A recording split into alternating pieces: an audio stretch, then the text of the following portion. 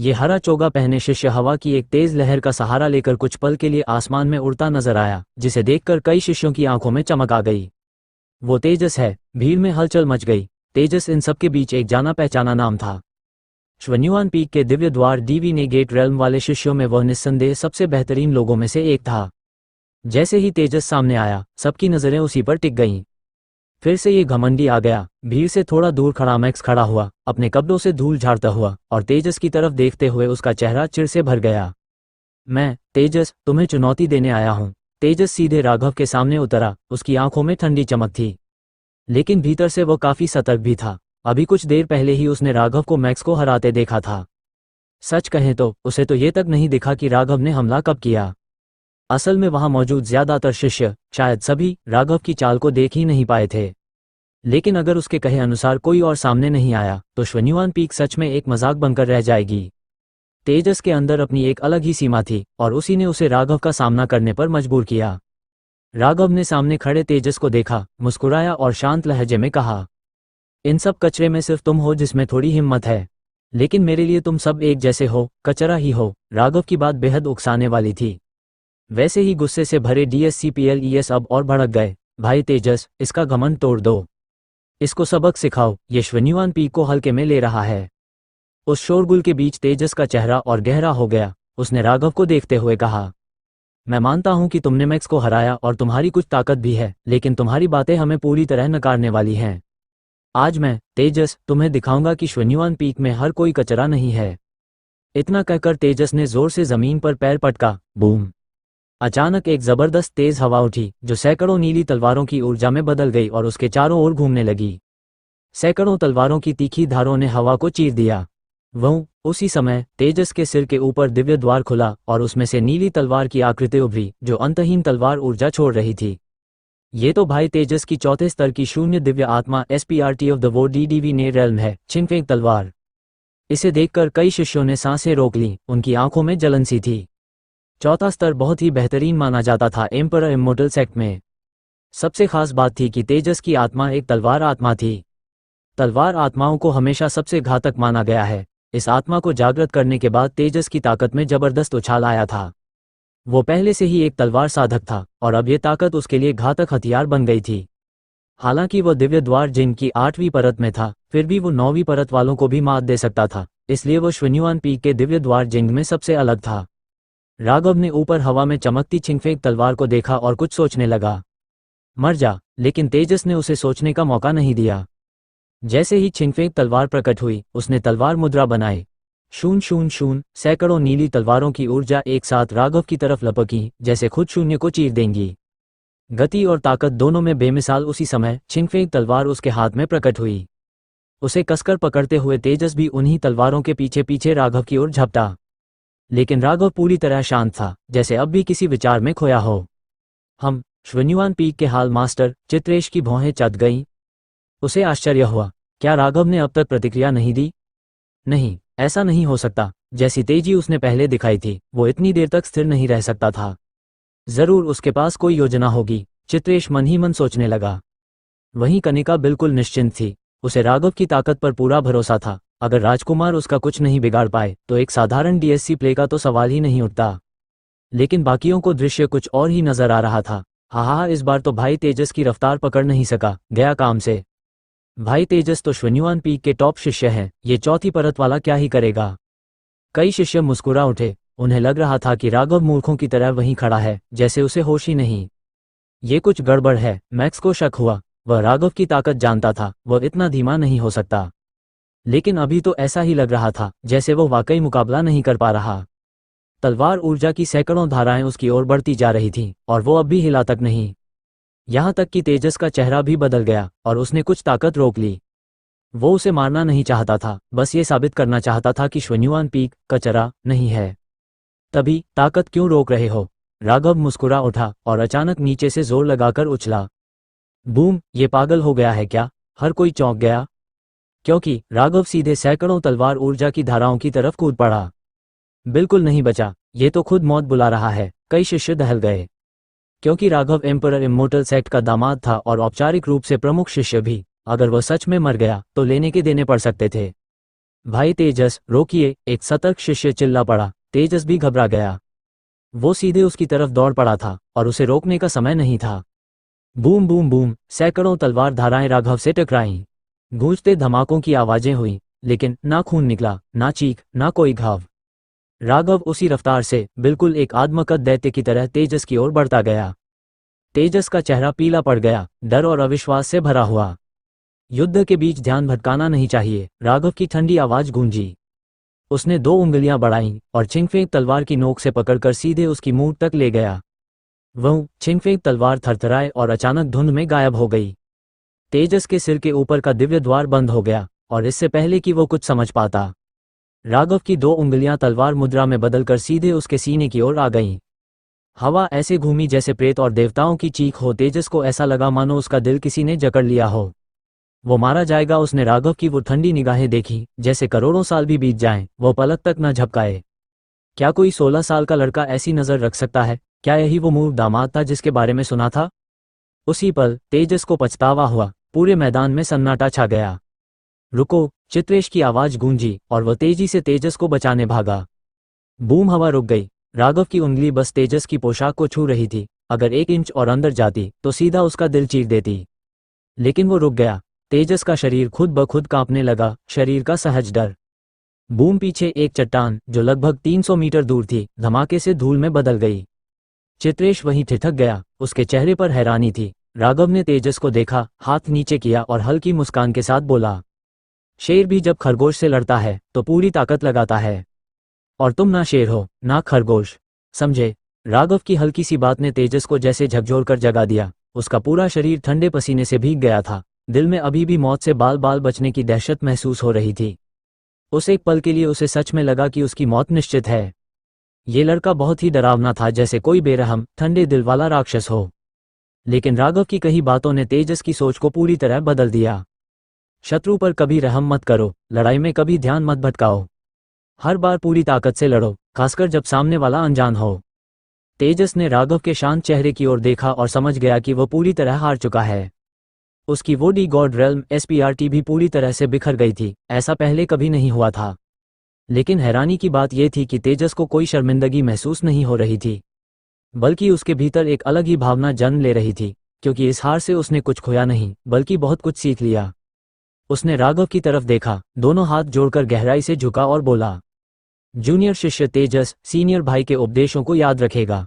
अब तक जो तमाशबीन सुनने पड़े थे, उन्होंने अब जाकर प्रतिक्रिया दी। उनकी नज़र में राघव अब पूरी तरह बदल चुका था। ये लड़का भयावह था, इतना कि वे अब उसके सामने खड़े होने की भी हिम्मत नहीं जुटा पा रहे थे। मैक्स की हार को फिर भी किसी तरह स्वीकार किया जा सकता था, लेकिन तेजस जैसे शिष्य की बुरी तरह हार, वो हजम करना मुश्किल था। आखिर राघव है कौन? उसने भाई तेजस की वो DSPRT तक को बिखेर दिया। कई शिष्य हैरान थे। वो डी गॉड रेल्म SPRT एक बेहद रहस्यमय शक्ति मानी जाती थी, जिसे यूं बिखेर देना नामुमकिन जैसा था। लेकिन आज उन्होंने अपनी आंखों से देखा, तेजस की 4थे स्तर की QNGFENG स्वॉर्ड जैसी ताकतवर आत्मा को राघव ने छूते ही खत्म कर दिया। यही वजह थी कि तान की इतनी करारी हार हुई। ये देख खुद चित्रेश के मन में भी शक घर करने लगा। कहीं ऐसा तो नहीं कि राघव ने WND मंकी जैसी 5वें स्तर की आत्मा नहीं, बल्कि उससे भी ऊंचे स्तर की कोई आत्मा जागृत की है? वो डी गॉड रेल्म SPRTS का अपना स्तर होता है। जितना ऊंचा स्तर, उतनी ही ताकत, यहां तक कि सामने वाले की आत्मा को भी निष्क्रिय कर सकते हैं। अभी का दृश्य देखकर चित्रेश को यह यकीन होने लगा था। उसे अब तक लगता था कि राघव ने सिर्फ 5वें स्तर की आत्मा जागृत की है, लेकिन अब ऐसा लगता था जैसे वो स्तर उससे भी कहीं ऊंचा है। क्योंकि अगर वो सिर्फ 5वें स्तर की आत्मा होती तो वह 4थे स्तर की QNGFENG स्वॉर्ड को यूं नहीं बिखेर सकती थी। इसका मतलब था राघव की आत्मा उससे कहीं ऊंचे स्तर की है। ये बहुत बड़ा संकेत था। चित्रेश अब समझने लगा था कि क्यों एम्परर इमोर्टल सेक्ट के बड़े लोग अब इस दामाद को पहले से ज्यादा गंभीरता से ले रहे हैं। संभवतः राघव ने अपनी चेतना लौटने के बाद कोई अविश्वसनीय प्रतिभा दिखाई है, और जब कोई इतना विलक्षण हो तो कोई भी सेक्ट उसे पाने के लिए सब कुछ देने को तैयार होगा। ऊपर से राघव तो पहले से ही एम्परर इमोर्टल सेक्ट का दामाद था। चित्रेश के मन में अब बहुत सी संभावनाएं उमड़ने लगी थीं। उसने मन की सारी उपेक्षा अब किनारे रख दी। अस्क अस्क अस्क, ओह रे कबाड़ के ढेर, अब क्यों चुप हो गए? राघव ने तेजस का धन्यवाद अनसुना कर दिया और 300 DV ने गेट रेल्म शिष्यों की तरफ देखकर हल्की मुस्कान के साथ ताना मारना शुरू किया। चलो, अब जब तुम सब ऐसे ही हो तो आ जाओ सब एक साथ। उसकी बात पहले से भी ज्यादा घमंडी लग रही थी। तेजस जो अभी तक झुका हुआ था, उसके चेहरे पर झटका आया, होंठ कांप उठे। ये सीनियर भाई वाकई ताकतवर था, लेकिन घमंड उससे भी ज्यादा था। अरे, अगर हम सब मिलकर हमला करें तो हमें कोई डर नहीं। मैक्स चीख पड़ा, जैसे लड़ने को तैयार हो। ये बात सच थी कि राघव की ताकत डरावनी थी, लेकिन अगर 300 से ज्यादा लोग एक साथ भिड़ जाएं तो थकाकर ही सही उसे हराया तो जा सकता था। हम भले ही श्वन्युआन पीक के सबसे कमजोर हों, लेकिन किसी एक राघव से अपनी बेइज्जती नहीं करवा सकते। वो उसे बेवकूफ कहने ही वाला था, लेकिन पिछली हार याद करके खुद को रोक लिया और बात बदल दी। सही कहा। बाकी सबने उसकी बात का समर्थन किया। इतने लोग मिलकर लड़ेंगे तो हार जीत का फैसला अब तक तय नहीं हुआ है। चलो मिलकर इसका घमंड तोड़ते हैं। इसको सबक सिखाओ। कई शिष्य चिल्लाए, लेकिन कुछ ज्यादा सोचने समझने वाले शिष्य चुप रहे। उन्हें अच्छी तरह मालूम था कि अब तक तो वो सब दूसरों की नज़र में कमजोर साबित हो ही चुके हैं। अगर अब सब मिलकर भी राघव को हराते हैं तो भी क्या गर्व, और अगर हार गए तो श्वन्युआन पीक का नाम और भी खराब होगा। इस सोच के चलते वो सब असमंजस में थे कि हमला करें भी या नहीं। सब लोग मेरे पीछे आओ, मैक्स गरज उठा और डीवी ने गेट खोलते ही एक विशाल आकृति को बुला लिया जो पीली धुंध में लिपटी हुई थी। 5वें स्तर की वो DSPRT, पृथ्वी तत्व का दानव भालू। घुर्रा दानव भालू की दहाड़ से जमीन तक कांप गई और मैक्स की ताकत कई गुना बढ़ गई। पल भर में वो पीले रंग के कवच में ढक गया और गुस्से से पगला चुके भालू जैसा राघव की ओर दौड़ पड़ा। धड़ धड़ धड़, हर कदम पर जमीन धूल उड़ाती रही, जैसे भूकंप आ गया हो। चार्ज करो। मैक्स के पीछे पीछे बाकी शिष्य भी उत्तेजना में भर गए। सबने अपनी अपनी डीवी ने गेट खोली, अपनी अपनी वो DSPRTS को बुलाया और राघव की ओर दौड़ पड़े। जो पहले झिझक रहे थे, उन्होंने भी दांत भींचकर डीवी ने गेट खोली और पूरी ताकत झोंक दी। बूम बूम बूम, पूरा श्वन्युआन पीक गूंज उठा। 300 से ज्यादा डीवी ने गेट रेल्म के शिष्यों ने एक साथ डीवी ने गेट्स खोली, अपनी आत्माएं बुलाईं और पूरी ताकत से राघव की ओर लपके। चित्रेश ये देखकर सन्न रह गया। सच कहें तो उसने बहुत समय बाद श्वन्युआन पीक के शिष्यों को इतना एकजुट देखा था। ऐसा ही होना चाहिए। राघव ने भी सबको दौड़ते हुए देखा और हल्की मुस्कान दी। तो आओ, सब आ जाओ। वह एक कदम बढ़ा और उसकी परछाई हवा में लहराई। वो पहले से ही दौड़ पड़ा था, उसकी चाल हल्की थी लेकिन ताकत विस्फोटक। बूम, सबसे पहले जो टकराया वो था सबसे तेज मैक्स। ये रहा मेरा पंच। उसने अपनी वो DSPRT की ताकत से एक 30 फीट चौड़ा पीले रंग का मुक्का चलाया, इतना ताकतवर कि एक छोटी पहाड़ी को तोड़ दे। धड़ाम, लेकिन राघव बिल्कुल शांत रहा। उसका दायां हाथ मुट्ठी में बदला और ठीक सामने से एक छोटा सा मुक्का मारा। अगर तुलना करें तो मैक्स का मुक्का पहाड़ था और राघव का एक रत्ती भर। लेकिन टकराते ही मैक्स का विशाल मुक्का चूर चूर हो गया। उसका पीला कवच फट गया और वह खुद बिजली की रफ्तार से पीछे उछल गया। रास्ते में कई DSCPLES को गिराता हुआ दूर जा गिरा। चारों ओर कराहों की आवाजें गूंजने लगीं, लेकिन बाकी DSCPLES ने तुरंत उसकी जगह भर दी और राघव को घेर लिया। बाहर से देखने पर अब सिर्फ एक भीड़ दिख रही थी, राघव की परछाई तक नहीं दिख रही थी। धड़ाम धड़ाम धड़ाम, राघव 2 मुट्ठियों से 10 पर भारी पड़ा। हर एक वार में न्यूनतम प्रयास, अधिकतम प्रभाव। उसके हर मुक्के से कोई न कोई DSC प्ले उड़ता गया। हर DSC प्ले जो अंदर घुसा वह बाहर फेंका गया और उनकी डीवी ने गेट्स भी राघव ने जबरन बंद कर दी। ये दृश्य देखकर एक तरफ छुपा तेजस तो दंग रह गया। ये आदमी। चित्रेश के आंखों के किनारे फड़क उठे, शौक और श्रद्धा में डूबे हुए। राघव, जो सोचा था उससे कहीं ज्यादा ताकतवर था, अब वह समझ गया था कि जो अफवाह थी कि राघव ने डाओ ST प्लेटफॉर्म रेल्म वाले झाओ वेनहाई को एक मुक्के में मार दिया था, वो सच थी। और ये अभी ठीक से 2 महीने पहले ही होश में आया है। चित्रेश ने हैरानी से सांस अंदर खींची। एक ऐसा लड़का जिसने कभी नहीं किया और अब 2 महीने में यहां पहुंच गया। ये इंसान नहीं, राक्षस प्रतिभा है। मंद मंद धमाके गूंज रहे थे। चारों तरफ चीखें और कराहों की आवाजें थीं। आधी अगरबत्ती जितना समय बीत चुका था। राघव अकेले खड़ा था, हाथ पीठ पीछे बांधे हुए, और बाकी सारे शिष्य जमीन पर बिखरे पड़े थे, दर्द से तड़पते हुए। तेजस को छोड़कर कुल 362 दिव्य द्वार जिन डीवी ने गेट रेल्म के शिष्य हार चुके थे। पिछली हारों से अलग, इस बार जब 362 दिव्य द्वार के शिष्यों ने एक साथ मिलकर हमला किया, तब भी उन्हें करारी हार झेलनी पड़ी। यहां तक कि एक भी शिष्य राघव को छू तक नहीं सका। सबके सब उड़कर दूर जा गिरे। अब शुवान ने पूरे श्वन्युआन पीक के दिव्य द्वार के शिष्यों को हरा दिया था। ये उपलब्धि अपने आप में हैरान कर देने वाली थी। इसी एक लड़ाई से एक बात साफ हो गई। राघव पूरे एम्परर इमॉर्टल सेक्ट के दिव्य द्वार में निस्संदेह नंबर 1 था। हालांकि श्वन्युआन पीक को 9 पीक्स में सबसे कमजोर माना जाता है, लेकिन इस बार लड़ाई 1 या 2 लोगों की नहीं थी, पूरे पीक के दिव्य द्वार शिष्यों ने मिलकर लड़ी थी। इस स्तर की ताकत तो बाकी ताकतवर पीक्स के सबसे बेहतरीन शिष्य भी शायद न झेल पाते। पर राघव ने न सिर्फ झेला बल्कि 300 से ज्यादा शिष्यों को मात दी, वो भी खुद एक खरोंच तक खाए बिना। इतना बड़ा अंतर वाकई डरावना था। ऐसी ताकत के साथ उसे दिव्य द्वार जिनका पहला स्थान 100% मिलना ही चाहिए। सबसे डरावनी बात तो यह है कि वो अभी बस दिव्य द्वार का चौथा स्तर ही है। हॉल मास्टर चित्रेश चुपचाप दंग रह गए। चौथे स्तर पर ही अगर ये हाल है तो अगर राघव शिखर स्तर पर पहुंचे तब क्या होगा? चित्रेश तो बस कल्पना ही कर सकते थे। असल में उन्हें यह तक नहीं पता था कि राघव ने अपनी पूरी ताकत का इस्तेमाल भी नहीं किया। उसने ना ही अपना दिव्य द्वार खोला, ना ही अपने शून्य देवता आत्मा वो डी गॉड एसपीआरटी की शक्ति का उपयोग किया। अगर उसने शून्य देवता आत्मा का प्रयोग किया होता तो सिर्फ दिव्य द्वार क्या, मॉन्स्टर मंच और अंकन डाओ एसटी प्लेटफॉर्म और एनएससीआरपीटी ऑन रेल्म वाले भी शायद टिक नहीं पाते। हाय, बहुत ही कमजोर निकले सब, एक भी ठीक से लायक नहीं निकला लड़ने के। राघव ने मायूसी से लंबी सांस छोड़ी। उसकी ये बात सुनकर जमीन पर पड़े शिष्य और भी चिढ़ गए। इस बंदे से हार तो गए, पर अब ये ऐसे बातें भी कर रहा था जैसे सबकी बेइज्जती कर रहा हो। काश कोई इसको जमीन पर गिराकर इसके दांत तोड़ देता। अब अगर मैं कहूं कि तुम सब कीचड़ हो जिसे दीवार पर चिपकाया नहीं जा सकता, तो किसी को कोई आपत्ति है? राघव ने चारों ओर देखते हुए पूछा। हाँ है। जैसे ही राघव की आवाज थमी, मैक्स फिर से बोल पड़ा।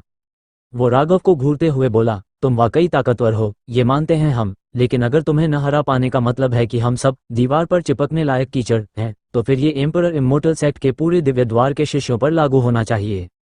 राघव मुस्कुराया, बिल्कुल सही बात कही तुमने। मेरी नज़र में पूरे सेक्ट के ज्यादातर शिष्य वाकई में कीचड़ ही हैं। पर तुम लोग फिर भी भाग्यशाली हो क्योंकि तुम मुझे मिल गए।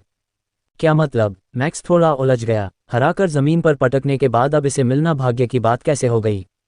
राघव ने हंसते हुए कहा, मतलब ये कि बाकी कीचड़ की तरफ कोई देखेगा भी नहीं, लेकिन तुम्हारे पास मुझे जैसा महान इंसान है जो तुम्हें उठाने के लिए तैयार है। सारे शिष्यों के चेहरे लज्जा और क्रोध से भर गए। बार बार कीचड़ कहा जा रहा था, वो भी खुलेआम। लेकिन कोई कुछ कर भी नहीं सकता था, ताकत ही सब कुछ थी। पवित्र कन्या, राघव आखिर करना क्या चाहता है? चित्रेश ने कनिका के पास जाकर धीरे से पूछा। कनिका ने शांत स्वर में जवाब दिया, जैसे झरने की रुंझुन, थोड़ा और सुनिए, सब समझ आ जाएगा। ठीक है, चित्रेश ने मजबूर होकर कहा। इस बार मैं तुम सब में से 10 लोगों को चुनूंगा जिन्हें मैं खुद ट्रेन करूंगा, राघव ने कहा, और फिर मैं तुम्हें लेकर बाकी पीक्स के दिव्य द्वार शिष्यों से मुकाबला करवाऊंगा। और ध्यान रखना, तुम्हारी हार जीत मेरे प्रमुख वरिष्ठ शिष्य एफडीएससी प्ले के पद पर असर डालेगी। अगर तुम हार गए तो मेरा वो पद भी चला जाएगा। क्या? सब शिष्य चौंक गए। ये तो तुम्हारे प्रमुख शिष्य पद की बात है। चित्रेश भी सन रह गए।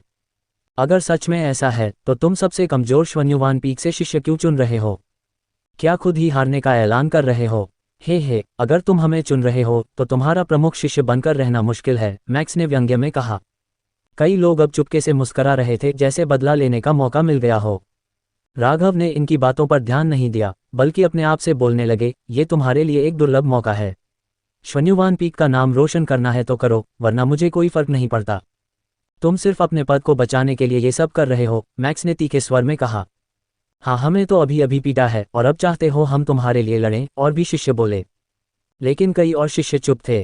पहले अगर राघव उन्हें सिखाने की बात करता तो शायद कोई ध्यान नहीं देता, लेकिन आज की लड़ाई के बाद वे जान गए कि राघव आम इंसान नहीं था। अगर उनसे कुछ सीखने को मिल जाए तो घाटा नहीं होगा। मैंने कह दिया, तुम करना चाहो करो, न करना चाहो मत करो। अब मैं चयन शुरू करता हूँ, राघव ने मुस्कराते हुए कहा। उसने इन सब के मन की बात भांप ली थी। बहुत से लोग वाकई श्वन्युवान पीक का मान बढ़ाना चाहते थे, लेकिन शक्ति न होने की वजह से अब तक बस मजबूरी में चुप थे। अब अगर उन्हें कोई मौका मिला तो वो जरूर उसे पकड़ना चाहेंगे। तुम्हारा नाम मैक्स है ना? तुम पहले हो, राघव ने उसकी ओर इशारा किया। मैक्स हक्का बक्का रह गया। जिसने सबसे ज्यादा विरोध किया उसी को चुन लिया। मैक्स जा, अब इस बंदे को पछताने पर मजबूर कर दे, एक साथी ने चिढ़ाते हुए कहा। मैक्स मुस्कुराया, सुन ले, अगर मुझे चुना तो मैं जरूर तेरा खेल बिगाड़ूंगा। राघव मुस्कुराया, पर कोई जवाब नहीं दिया। तेजस, उसने अगला नाम लिया। तेजस थोड़ा कांपा, फिर झुकते हुए बोला, वरिष्ठ भाई, मैं शायद आपके लिए बोझ बन जाऊंगा, आप किसी और को चुन लीजिए। कोई बात नहीं, मुझे तुम पर भरोसा है, राघव ने हल्की मुस्कान दी। इसके बाद उसने 8 और नाम चुने। कुल 10 लोग। मैक्स सबसे कमजोर था 5वीं लेयर पर, और सबसे ताकतवर था तेजस 8वीं लेयर पर। बाकी 8 सभी 7वीं लेयर पर थे। श्वन्युवान पीक के हिसाब से यह टीम अच्छी थी, लेकिन अगर अन्य 9 पीक से तुलना करें तो शायद एक झटके में ही खत्म हो जाए, क्योंकि वहां के दिव्य द्वार शिष्य कई तो 9वीं या अंतिम लेयर तक पहुंच चुके हैं। अब सब जाकर तैयारी करो, कल इसी समय यहीं मिलेंगे। मैं तुम्हें विरोधियों से परिचित करवाऊंगा, राघव ने हाथ हिलाते हुए कहा। लोग धीरे धीरे वहां से जाने लगे। जिन्हें चुना गया था वे भारी मन से लौटे। सबके जाने के बाद चित्रेश से रहा नहीं गया। तुम वाकई इन्हीं को चुन रहे हो, भविष्य के दामाद? उन्होंने पूछा। उन्हें यकीन था कि राघव ही प्रमुख शिष्य बनने लायक है, और शायद आगे जाकर वो कनिका जितना महान भी बन जाए। उद्धरण चिन्ह। हॉलमास्टर चित्रेश, पता नहीं क्यों, लेकिन मुझे लग रहा है जैसे आपको भी अपने ही पीक के शिष्यों पर भरोसा नहीं है। राघव हल्की सी मुस्कान के साथ बोले, लेकिन उस मुस्कान में तंज छुपा था। ये सुनकर चित्रेश सकते हुए बोले, सच कहूं तो बात भरोसे की नहीं है, बल्कि इस बात की है कि हमारे शिष्यों की ताकत बाकी पीक्स के दिव्य द्वार डिवाइन गेट रियल्म के शिष्यों के मुकाबले अभी भी काफी पीछे है। और ये मामला बहुत अहम है। मैं श्वानयुवान पीक का हॉलमास्टर होने के नाते अपने दामाद की जिम्मेदारी तो लूंगा ही। मेरी राय में हमारे दामाद को श्वानशेंग पीक या सम्राट पीक से शिष्य चुनने चाहिए। इन दोनों पीक्स के शिष्य पूरे 9 पीक्स में सबसे बेहतरीन माने जाते हैं। अगर उनका साथ मिला तो जीत पक्की है। होली डॉटर भी इस बात से सहमत होंगी। चित्रेश ने झिझकते हुए कनिका की ओर देखा, मानो उनसे राघव को समझाने की उम्मीद कर रहे हों। कनिका ने उनकी नज़रों का मतलब समझ लिया और हल्के से सिर हिलाकर बोली, भले ही आपकी बात सही हो, फिर भी मैं राघव पर भरोसा करना पसंद करूंगी। ये सुनकर चित्रेश लाचार हो गए। इतनी बात कहने के बाद भी कनिका उन्हें समझाने को तैयार नहीं थी, तो वो और क्या कर सकते थे। हॉलमास्टर चित्रेश, अगर आप ही को अपने शिष्यों पर भरोसा नहीं है, तो बाकी शिष्यों में ये विश्वास कैसे आएगा कि वे बाकी पीक्स को टक्कर दे सकते हैं? राघव शांत स्वर में बोले, अगर उनका ताओ हॉट ही डगमगा जाए तो फिर साधना का क्या मतलब रह जाता है? चित्रेश ने धीरे से सिर हिलाया, आपकी बात सही है, लेकिन कुछ फर्क ऐसे होते हैं जिन्हें सिर्फ आत्मविश्वास से नहीं पाटा जा सकता। उन्होंने न जाने कितने ऐसे शिष्यों को देखा था जो शुरुआत में आत्मविश्वास से भरे रहते थे, पर बार बार हारने के बाद हकीकत स्वीकार कर लेते थे और समझौतावादी बन जाते थे। श्वानयुवान पीक में आए हर नए शिष्य ने शुरुआत में यही सोचा था कि वे श्वानयुवान का नाम ऊंचा करेंगे, बाकी 8 पीक से मान्यता पाएंगे। मगर धीरे धीरे वे सब एक जैसे हो गए। उन्हें ये मानना पड़ा कि श्वानयुवान पीक सबसे कमजोर है। जिसे आप फर्क कह रहे हैं वो दरअसल ताकत का अंतर है। राघव ने हल्के से मुस्कराते हुए कहा, मानो कोई मामूली बात हो। आज लोग हंस लें, लेकिन 10 साल बाद कौन हंसेगा वो देखना दिलचस्प होगा। कनिका, चलो वापस चलते हैं। जी। कनिका ने तलवार बंद मुद्रा बनाई और उनकी उड़ने वाली तलवार म्यान से बाहर आ गई। दोनों उस पर सवार होकर एक चमकदार किरण बनकर सम्राट पीक की ओर उड़ चले। उन्हें जाते देख चित्रेश गहरी सोच में पड़ गए। आज लोग हंस लें, लेकिन 10 साल बाद कौन हंसेगा? उन्होंने बुदबुदाते हुए ये दोहराया और उनकी आंखों में अचानक एक तेज चमक उभरी। उसी पल चित्रेश को एक झटका सा लगा, जैसे कोई समझ उसके भीतर उतर आए हो। सच है, इस असीम साधना संसार में कितने लोग खुद को अविजेय कह पाते हैं, और जो कहते हैं उन्होंने क्या कभी संघर्ष नहीं किया? अगर हर मुश्किल देखकर पीछे हट जाएं, तो फिर साधना क्यों? ऐसे लोग साधक कैसे कहलाएंगे? हम साधकों को डरकर पीछे हटने का क्या हक है?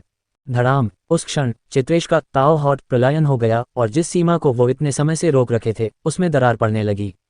वो अब उन्नति के कगार पर थे। उधर जो श्वानयुवान पीक से काफी दूर निकल चुके थे, उन्होंने भी इस ऊर्जा को महसूस किया।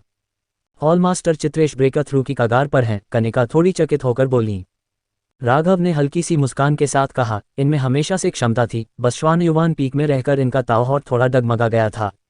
अब जब उन्हें अपनी आत्मा की सच्चाई समझ आई है, तो ये ब्रेकर थ्रू तो होना ही था। हमारी एम्परर इमोर्टल सेक्ट को जल्द ही एक और ताकतवर साधक मिलने वाला है।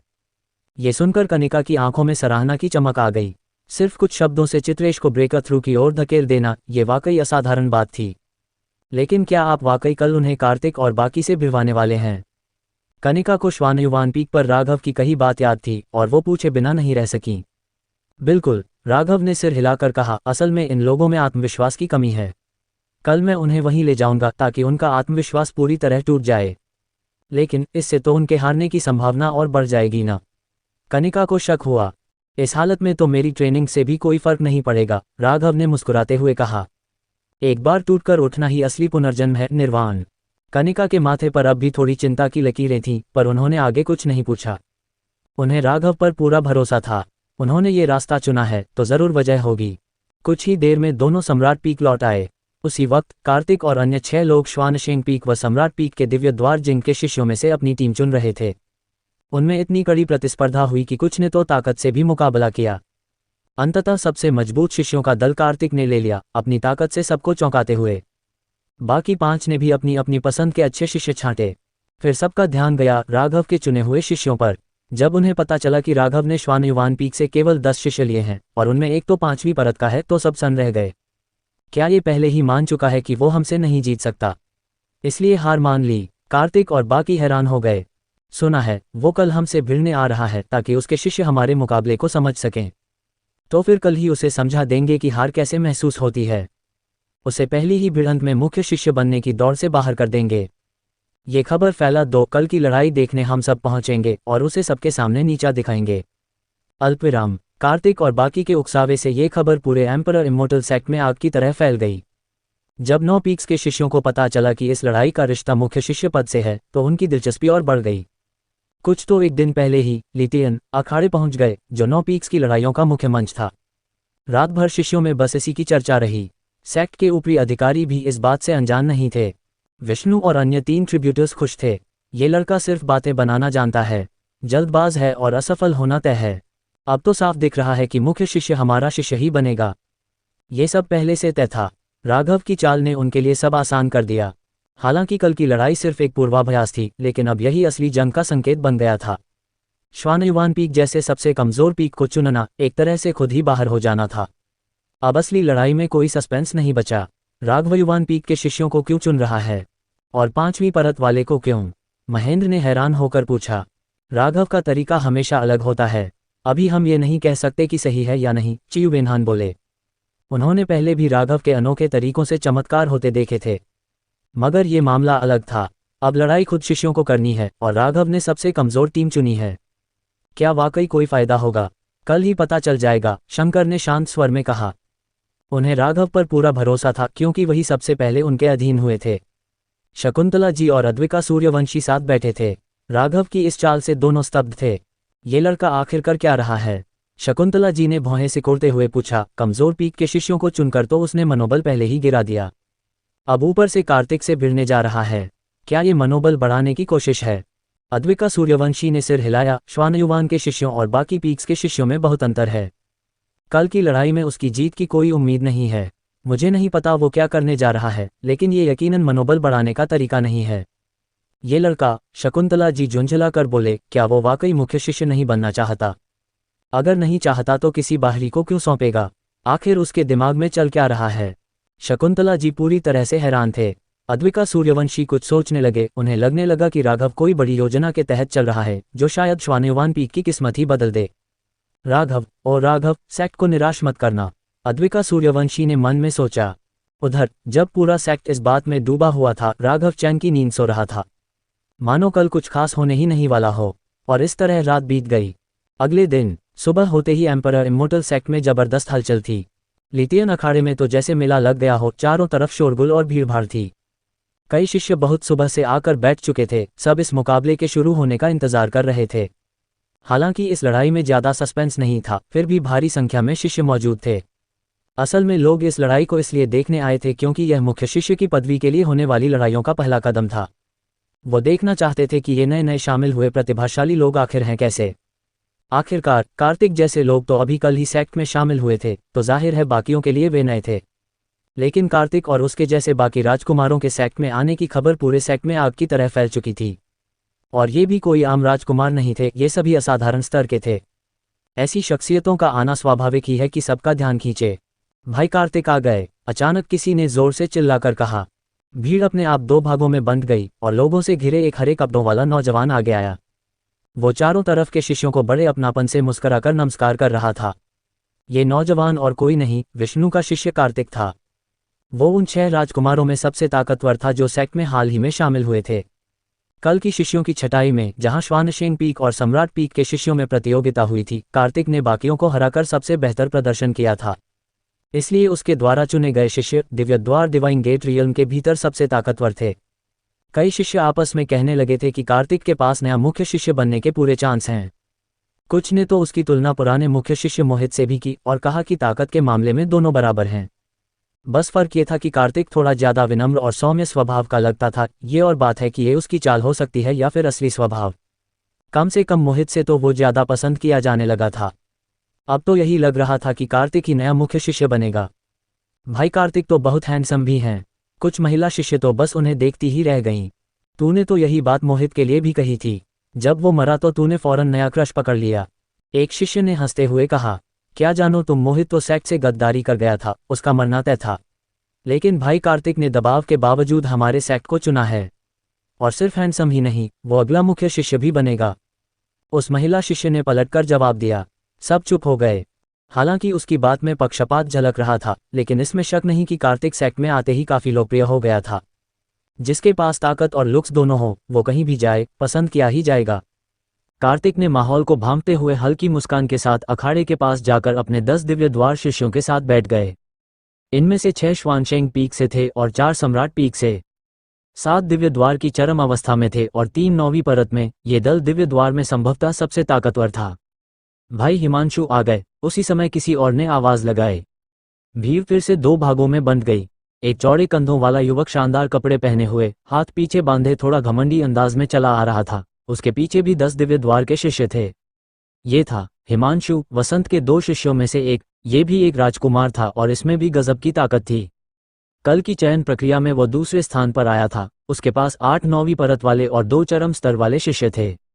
हालांकि उसकी टीम कार्तिक से थोड़ी कमजोर थी, फिर भी उसे ज्यादा चिंता नहीं थी, क्योंकि उसके पास सहयोग था। उसका जूनियर वैभव उसका साथ देगा और उसका गुरु वसंत योजना बनाएगा।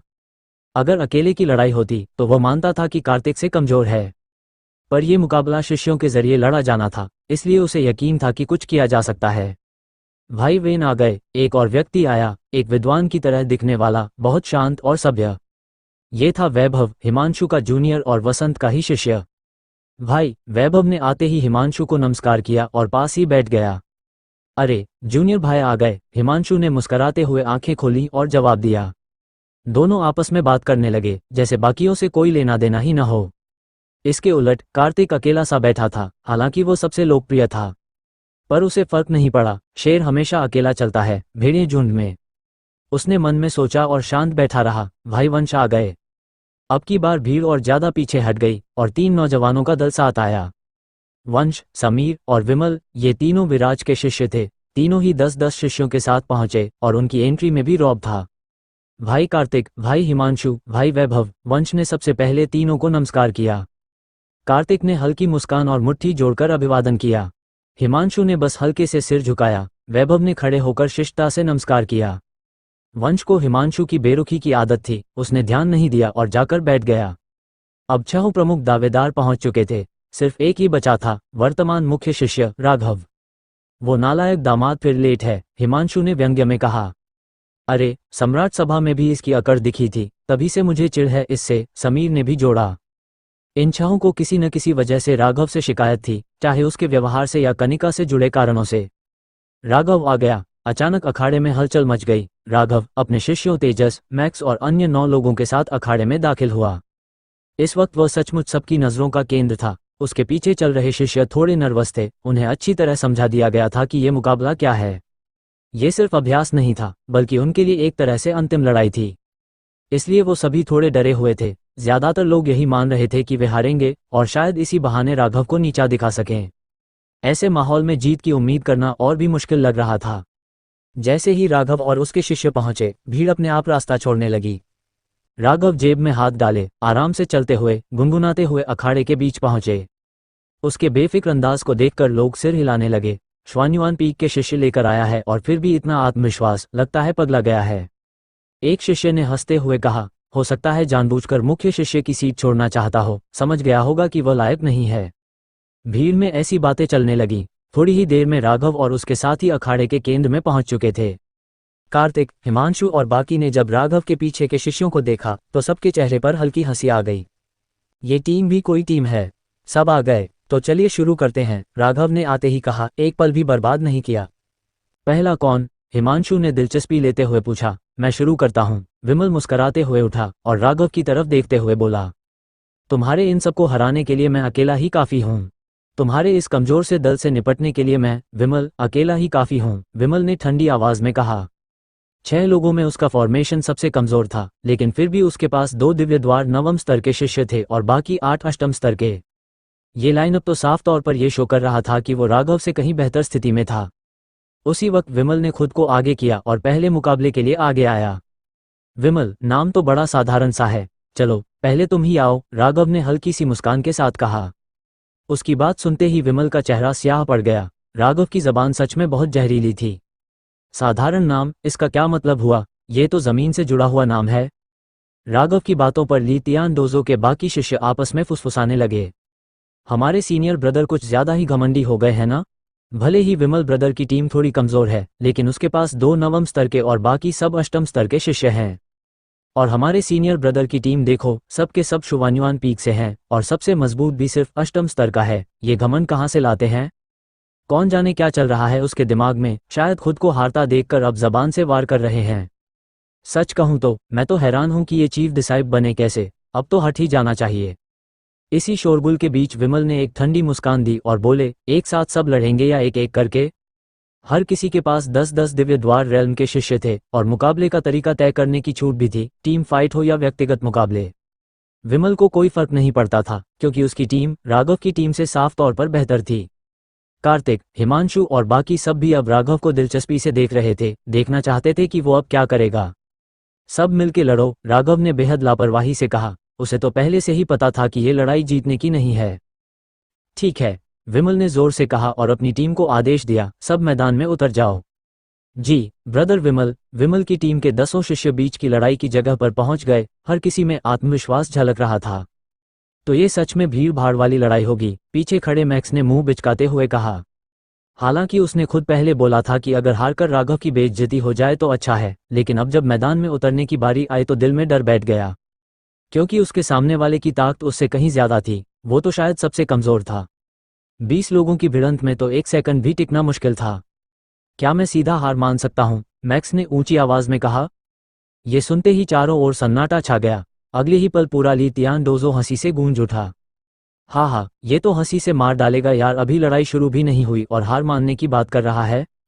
आज शुवान्युआन पीक का असली प्रतिनिधि निकला ये। सच कहूं तो शुवान्युआन पीक को बंद ही कर देना चाहिए। ऐसी कचरा टीम का क्या फायदा? अगर कभी दुश्मन हमला कर दे तो यही सबसे पहले भागेंगे। अब सबका मजाक बन रहा था, मैक्स, तेजस और बाकी शिष्यों का, साथ ही राघव भी मजाक का हिस्सा बन गया। सीनियर ब्रदर ने शुवान्युआन पीक से शिष्य क्यों चुने? खुद ही गड्ढा खोदा? अरे नहीं, मुझे लगता है सही किया। वो खुद भी तो कभी बेकार दामाद के नाम से बदनाम था। इन बेकारों के साथ तो उसका मेल है। देखो कैसी जोड़ी बनी है, अब तो शक्ति फूट ही पड़ी। हा, काफी लोग खुलकर हंस रहे थे। ये देख तेजस और बाकी शिष्य का चेहरा पीला पड़ गया, हाथ मुट्ठियों में बदल गए।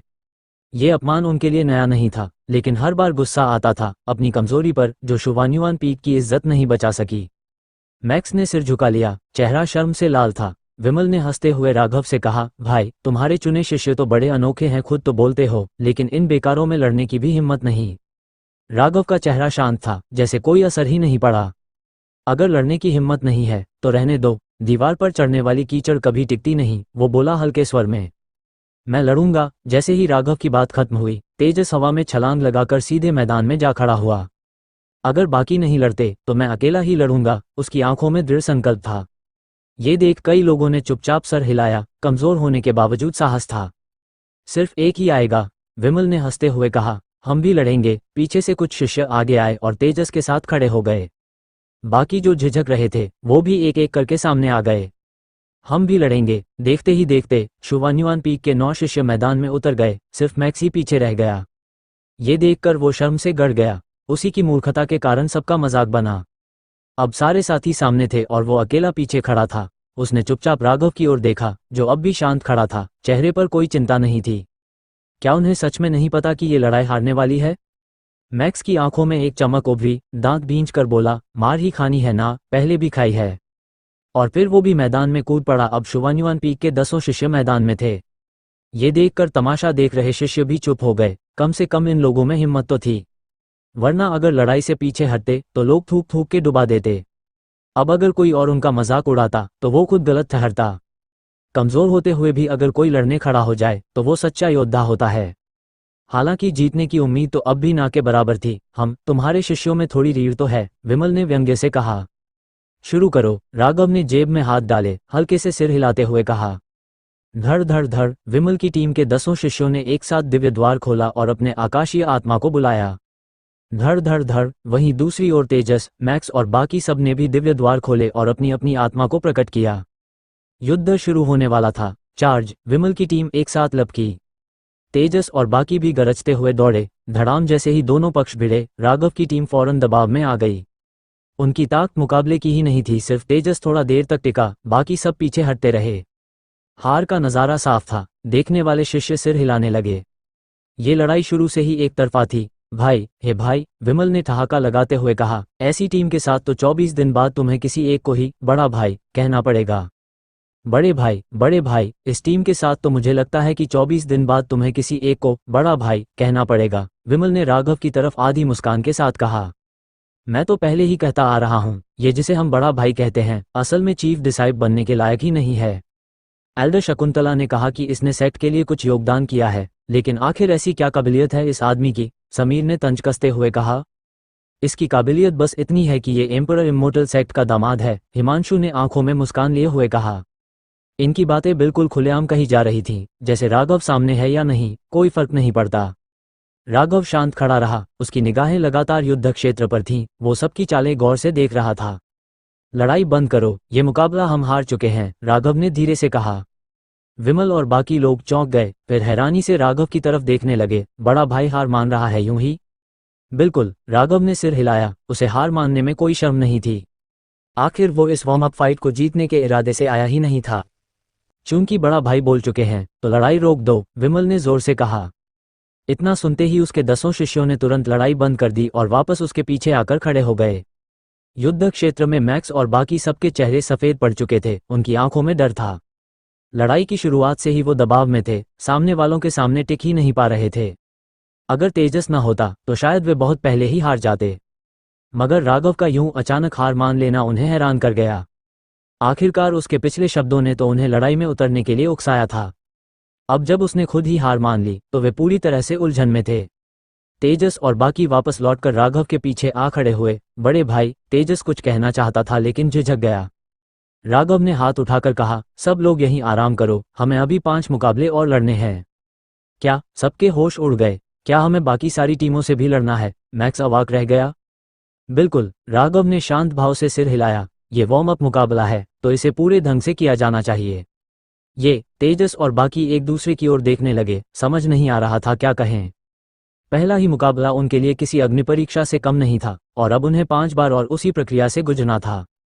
अब भी लड़ना है? विमल ने भौहें सिकोड़ते हुए पूछा। तुम्हारी टीम मेरी टीम से भी नहीं जीत सकी, और तुम बाकी सबकी टीमों को चुनौती देना चाहते हो? आखिर सोच क्या रहे हो? हिमांशु, वंश, समीर, वो समझ ही नहीं पा रहे थे कि राघव आखिर क्या साबित करना चाह रहा है। कहीं तुम हमारी टीमों की ताकत आंकने की कोशिश तो नहीं कर रहे? वैभव ने थोड़ा अजीब भाव से पूछा। ये सुनते ही बाकी सब भी कुछ समझ गए, शायद सच में यही बात थी। मगर फिर भी अगर उसे सबकी ताकत का अंदाजा लग भी गया तो अपनी टीम तो वही है, इससे ज्यादा क्या कर पाएगा? राघव ने हल्की सी मुस्कान के साथ कहा, 24 दिन बाद की लड़ाई में सबको 6 मुकाबले लड़ने ही पड़ेंगे, तो ये वार्म अप भी पूरी तैयारी से होना चाहिए। अब आप लोग आपस में भी लड़ सकते हैं, अगर अभी लड़ने का मन नहीं है तो तब तक रुक सकते हो जब तक मेरी टीम फिर से रिकवर न कर ले। इतना कहकर राघव वहीं बैठ गया और ध्यान लगाने लगा। उसे देखकर बाकी सब एक दूसरे की ओर देखने लगे। ये घमंडी पागल, समीर बड़बड़ाया, उसे ये सब बेहद बेकार लग रहा था। असल में उन्होंने सिर्फ इसलिए राघव की टीम से लड़ाई की थी क्योंकि वे उससे डरते नहीं थे और साथ ही उसे नीचा दिखाना चाहते थे।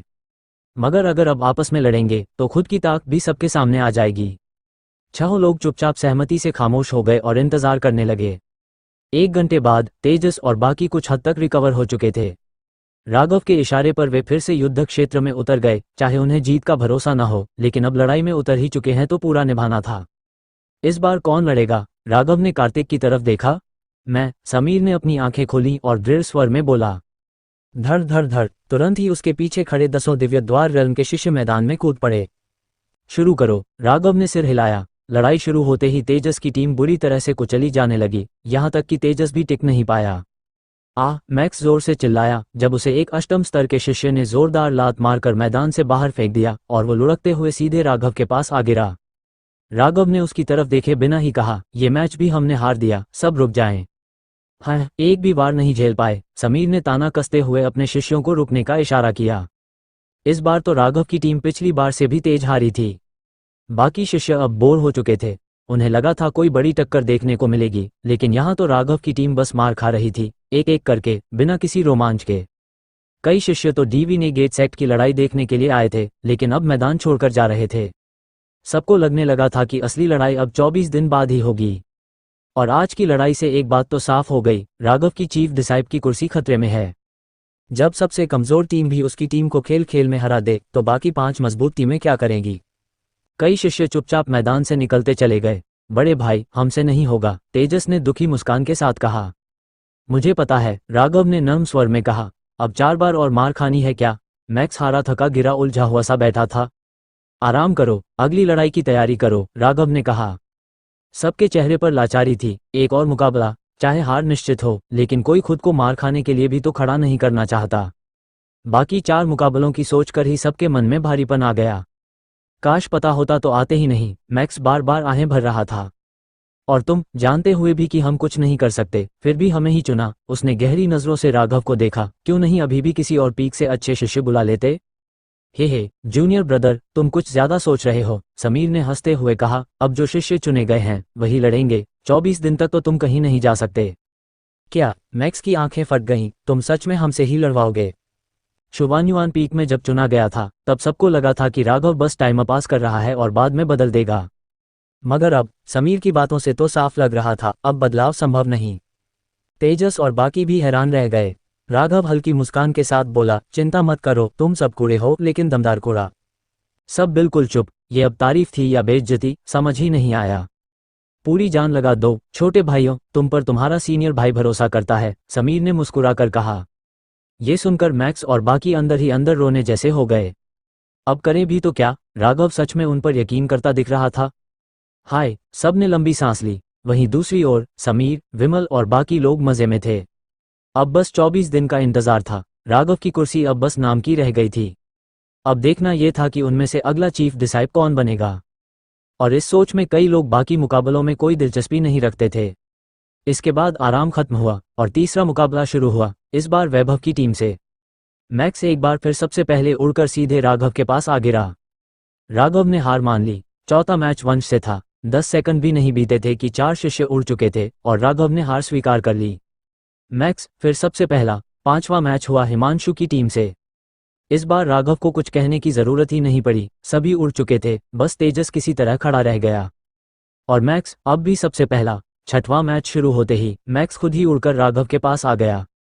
उसके बाद बाकी 9 शिष्य भी हवा में उड़कर राघव के पास आ गिरे।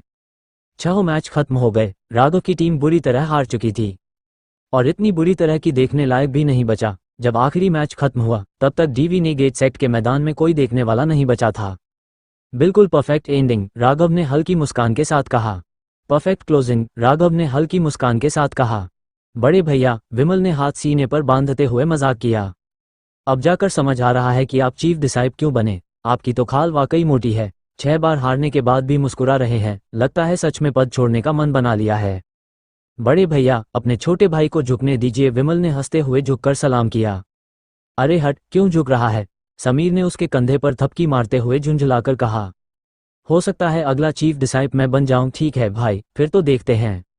विमल खिलखिलाता हुआ समीर और वंश के साथ सबसे पहले ली तियान युद्ध क्षेत्र से बाहर निकल गया।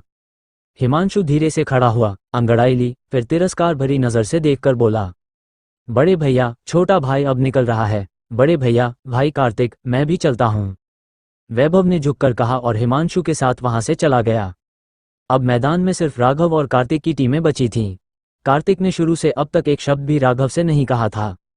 बाकी सबके चले जाने के बाद उसने धीरे से राघव की तरफ देखा, फिर उसके पीछे खड़े 10 हारे हुए हताश लोगों की ओर देखा और शांत स्वर में बोला, सच कहूं तो तुम्हारा वो सम्राट सभा में दिया भाषण याद है? उसके हिसाब से तो तुम्हें शुभान्युआन पीक के किसी शिष्य को चुनना ही नहीं चाहिए था, लेकिन तुमने फिर भी चुना। तो कुछ ऐतराज है? राघव ने उठते हुए लापरवाही से पूछा। नहीं, बस थोड़ी जिज्ञासा थी, कार्तिक ने सिर हिलाया। तुम्हारी पृष्ठभूमि मैंने देखी है, ये कुल से हो, लेकिन उस ताकतवर शाखा से नहीं। दूर की एक गुमनाम ब्रांच से। 11 की उम्र में मानसिक रूप से अक्षम हो गए थे और 15 में कनिका से शादी कर ली। और वो शादी भी असली नहीं, कनिका ने लुतियन से शादी टालने के लिए बस नाम का रिश्ता बनाया। वो थोड़ा रुका, होठों पर हल्की मुस्कान आई, फिर राघव की आंखों में सीधे देखते हुए बोला, नहीं जानता कैसे ठीक हुए, लेकिन कनिका से तुम्हारी शादी कोई सौभाग्य नहीं है। वो तो एक फीनिक्स है जो 9 आसमान पार कर सकती है, और तुम एक मामूली चींटी। भविष्य में सिर्फ मेरे जैसे सच्चे ड्रैगन सम्राट ही उसके लायक होंगे। राघव की आंखें हल्की सिकुड़ी, लेकिन उसने कुछ नहीं कहा। सच्चा ड्रैगन सम्राट? अगर कोई असली ड्रैगन भी होता तो वो भी मर चुका होता राघव के हाथों।